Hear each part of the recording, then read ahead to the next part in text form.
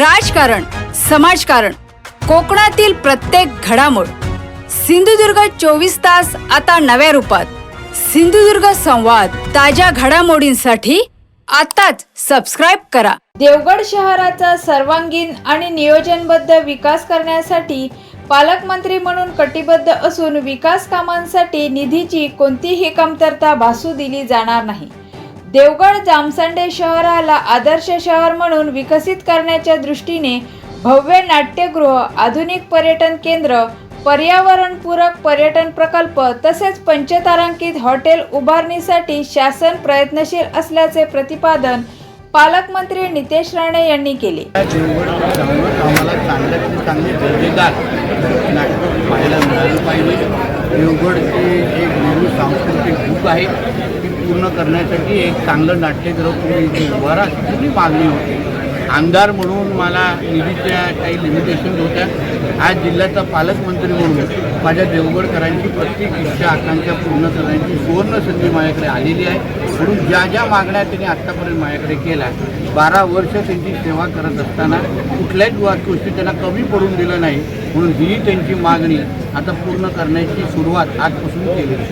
साहेब, मंत्री म्हणून बघितलं तर देवगड आणि संपूर्ण सिंधू जिल्ह्याच्या विकासाचे काम करत असताना एकटी आज महत्त्वाची घटना घडली. देवगड शहरामध्ये शेकडोच्या संख्येने युवक रस्त्यावरती उठले. भर पावसामध्ये त्यांनी मोटरसायकल रॅली काढली आणि आवाज दिला की होय, आम्हाला देवगडाचा स्थानिक पातळीवरती रोजगार हवा आहे.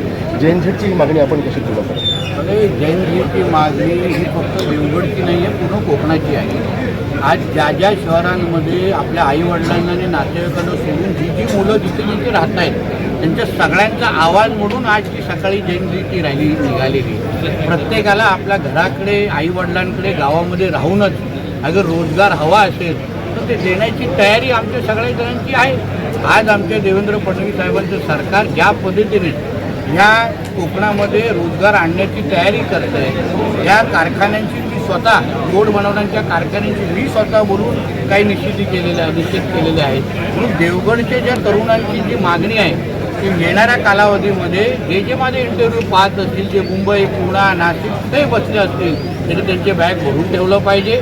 आपल्या आईवडिलांना सांगितलं पाहिजे आता लवकरच मी माझ्या देवगडमध्ये येतो आहे आणि ज्या पगाराची नोकरी मी या मुंबईमध्ये करतो आहे, गोव्यामध्ये करतो आहे, त्याच पगारा किंवा त्याच्यापेक्षा जास्त पगाराची नोकरी येणाऱ्या काळात मी माझ्या देवगडमध्ये करीन, हा विश्वास त्यांना मी ह्या निमित्ताने देतो. साहेब, देवगडमध्ये तथाकथित अणुऊर्जा प्रकल्पावरनं जे काही मागील काही दिवसापासून राजकारण तयार केलं जातं त्याकडे तुम्ही नेमकं असं आहे, तो काही अणुऊर्जाची चर्चा किंवा ते पुस्तक आता बंद झालेलं आहे. सरकार पातळीवर तो पूर्ण पद्धतीने बंद झालेला आहे.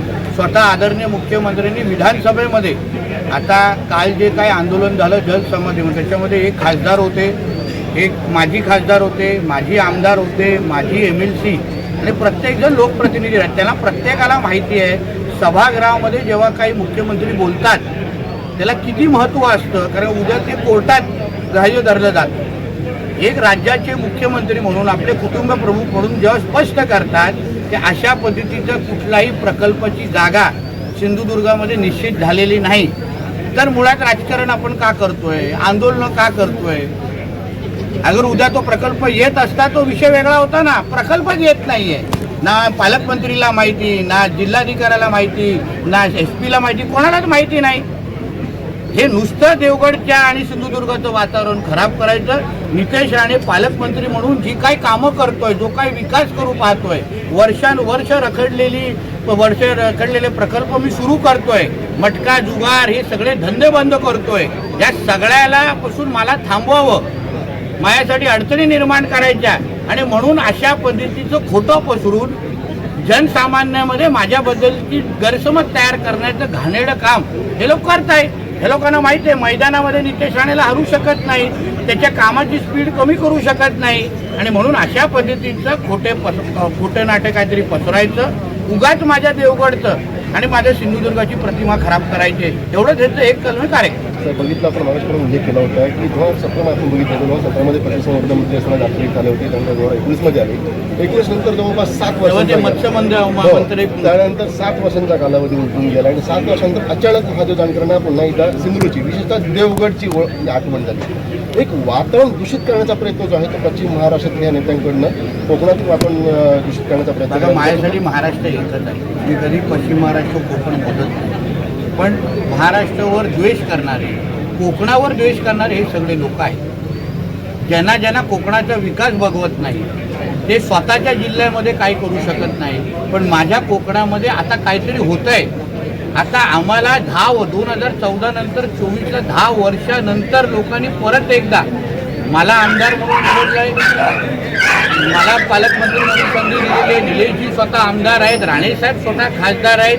म्हणून जे काही ते 2014 ते 24पर्यंत हे नेते मंडळींनी काय इथे रोजगार आणला नाही, का ते कारखाने उभे केले नाही, का मुलांना 2 हाताला काम दिलं नाही.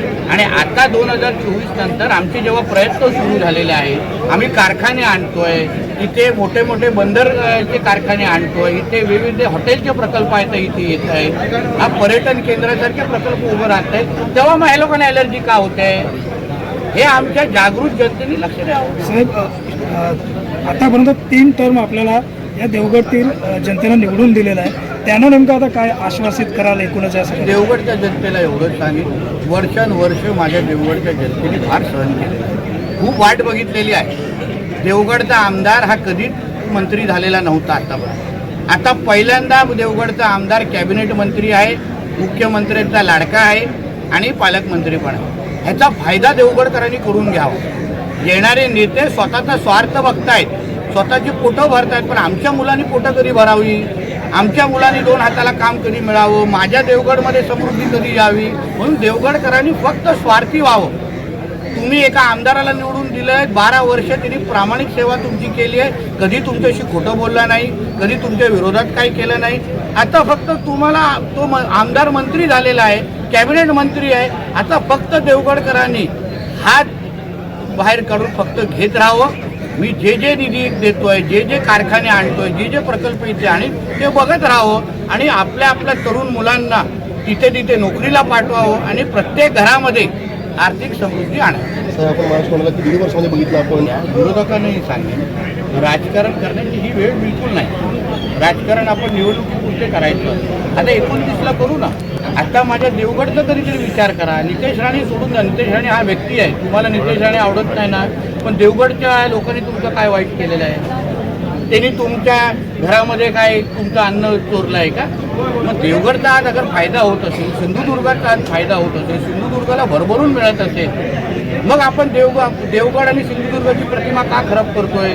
आणि एकदा प्रतिमेला डाग लागला तर परत आपण पुसण्यासाठी किती वर्ष आपल्याला लागतील? मग तेव्हा हे विरोधक कुठे असतील? आज शिवडला हे लोकांनी विरोध केला, शिवड झाला नाही. आज त्या जमिनीवर काय होत आहे? तिथे कुठलं प्रदूषण होणार होतं सांगा तुम्ही मला? कुठला धूर निघणार होता? तो काय औष्णिक प्रकल्प नव्हता, अणु ऊर्जा प्रकल्प नव्हता. मग शिवडला पण विरोध केला होता. आता तिथे काहीच होत नाहीये. तिकडचे सगळे तरुण घरी बसलेले आहेत.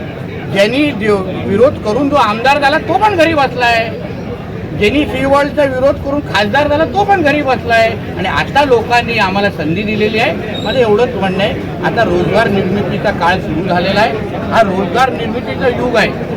हा माझा पालकमंत्रीचा काळ जो असेल तो माझ्या सिंधुदुर्गाच्या तरुणींना मोठ्या प्रमाणामध्ये मी रिव्हर्स मायग्रेशन करून मी परत आपल्या जिल्ह्यामध्ये आणलं.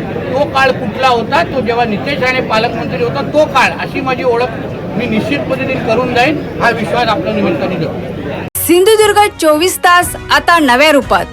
सिंधुदुर्ग संवाद ताज्या घडामोडींसाठी आताच सबस्क्राईब करा.